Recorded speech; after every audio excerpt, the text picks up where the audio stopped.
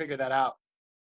But yeah, what I learned getting lost in the world and traveling was really like the most soul enriching thing to make me who I am right now. And that's kind of says it all, because I had a similar experience where my brother was traveling for half a year in India, and he was going to Thailand, and he was like, come, just quit your job, leave your boyfriend, come for half a year. And I was like, are you crazy? That's nuts, because the corporate America is like, in that mindset of that is like, that's an insane thing to do. There's no way. But I was like, I'll come for 2 weeks.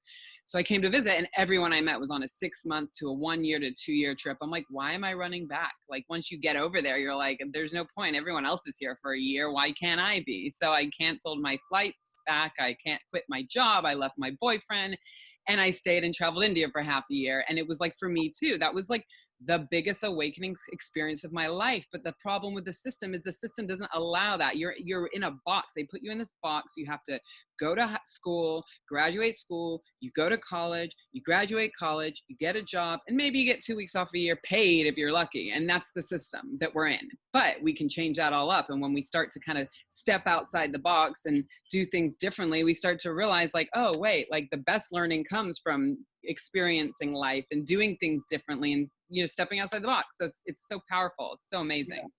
Yeah. And to piggyback on that, the university system, again, was put in by members who are controlling the planet, of the Rothschilds, of the Rockefellers, to get people to go to university, be tens of thousands, or potentially like my cousin who's $125,000 in debt. So by the time she's 45, she's just paid off that $125,000. She has 2 kids. So now, after she paid off that money, she's saving for a house. Now she's saving.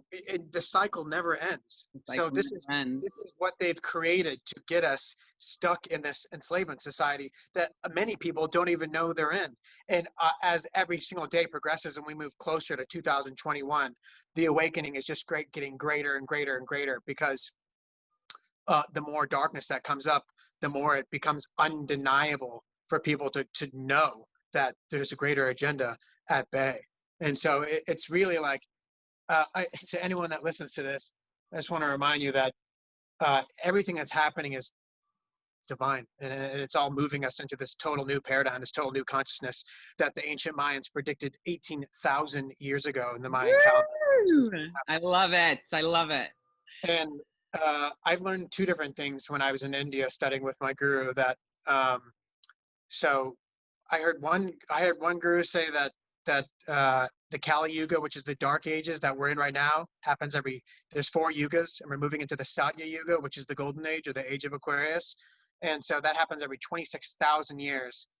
And I also heard that, I also read, so I don't know which one is true, that the Kali Yuga, each cycle of time is 432,000 years. So regardless of how long it is such an extraordinary, special time to be alive, to be witnessing the collapse of an old era and an old paradigm and coming into a total new paradigm where kids are literally going to be 5 years old and they're going to learn like, hey, can you believe that when a tree gets a disease, underneath soil, the roots are communicating through mycelium, and this this like a underworld network of communication saying like, hey, make sure you put up a defense mechanism. I've just got a disease. And that's literally how intelligent our planet is, and how much you can learn from just observing animals in nature. And these are the things that have been stripped away from us, and the things that we've forgotten. That's exactly it. And so many people ask me, well, what curriculum are you doing, or what are you doing, or what are you doing? And I'm like, to be honest, I'm completely doing nothing. We wake up in the morning. If they want to play and do their thing, sometimes they'll sit and do puzzles. Sometimes we'll read books. A lot of times we'll play music for the trees and the plants, because we're learning about the power and the energy of giving love to the plants and the trees, and how healing that is. And, just being present, the thing that we've never been allowed to do because we've been so focused on having to do, that my whole philosophy of this unschooling is becoming present and waking up in the morning and not having a million plans in the day, but just let's see what happens. We were at the park earlier. The girls went riding their bikes. One's learning to ride her bike, and that's good for the mind, and that's you still using the mind and learning how to do new skills and stuff. So it's like you don't have, it doesn't have to look a certain way, and that's the whole thing with the schooling system, with the everything. It doesn't, like our whole lives it's looked a certain way, and now this whole like the great awakening, it doesn't have to look the way it's always looked. It can look any way we want it to, because we are the creators of our reality, and we can be the ones that are guiding our children to learn and to grow and to evolve into the beautiful human beings that are compassionate and loving and have passion and drive and all of it. And so it's just it's such a beautiful and amazing and incredible time to be alive. And the shift that is happening, I feel it so strongly. And, you know, we're all going through it, whether you're awake to it or not. Like the awakening is happening. Planet Earth is upgrading, and each person on it upgrades while planet Earth upgrades. So it's like we're all going through our own shifts in our own way. But one thing I want to really quickly touch on before we finish this out regarding the education system is, can you talk a little bit about the Rockefellers and the people that created the education system, and like what was the deal? Why, like maybe a little bit more on that so people can kind of get it more and understand like the whole thing behind it? Yeah, so this is going back like not hundreds, thousands of years. So on a deeper esoteric level, before we incarnate into a physical body, we sign what's called soul contracts. So I think understanding soul contracts is a uh, really amazing thing to understand, and really understand why you're here, and who we are, and understanding that well, one, everyone's on their own timeline. And in the Kali Yuga, in the Dark Ages, there are beings that came here to bring darkness, and there are beings that came here to bring light and love, and then obviously everyone in the middle. So everyone is playing out their cosmic role.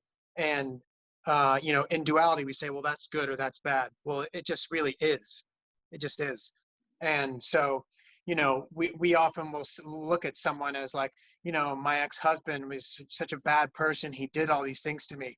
Well, if we're conscious enough and aware enough, it actually is a luminous teaching that you signed a soul contract with that partner or your brother who, you know, who did some bad things to you and stole from you, because it was supposed to be a lesson. You Mm-hmm. sign these contracts that some are permanent and some are concrete, some are more of a guidelines. And we sign these contracts for one reason, and that's for our soul to grow and elevate. And the more life lessons and incarnations we have, um, we just continue to grow and grow and grow and grow. So, you know, with, for example, for the Rockefellers, these beings, these souls kept and keep incarnating in each other's family. So the same people will constantly pop up into your life. And so that's why, you know, your daughters in the next lifetime could manifest as your sister, or whatever.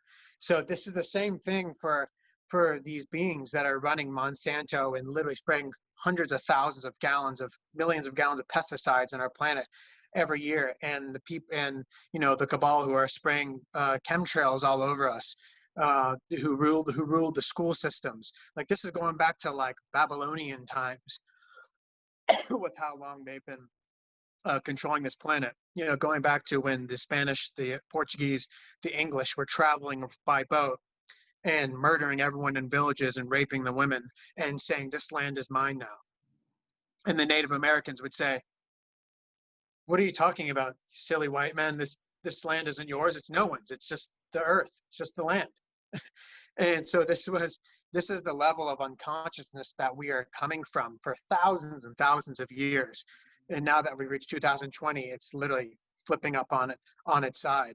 And so all these systems that were put in place, especially you know, since World War I, when they really saw a huge opportunity to, you know, as started cars started coming on the scene and TV, that's when they really saw opportunities to be able to control the masses, because everyone was starting to become more and more connected through planes and trains and cars. And that's how they really instilled these systems.